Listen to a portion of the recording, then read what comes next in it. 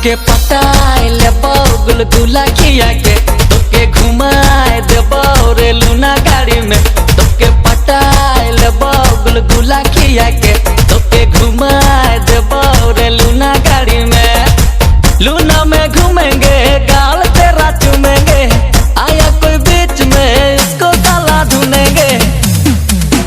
तोके पटाए लेबो गुलगुला खिया के, तोके घुमाए देबो रे लूना गाड़ी में।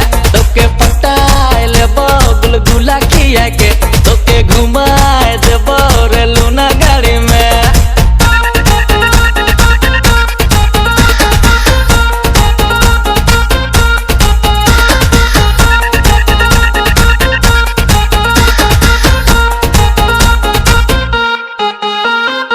लूना मोर KTM से कम होगा, रेस तो लगाबे तोर में दम होगा।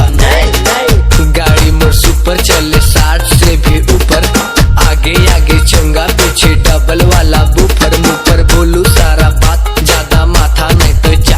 एगो किस मांगा तुझे तो बोल दिलू वा।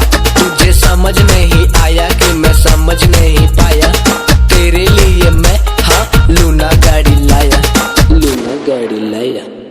किस्त में लिए लूना बर्बाद हुए जूना, जितना का बाबू नहीं है उतना का झून झूना।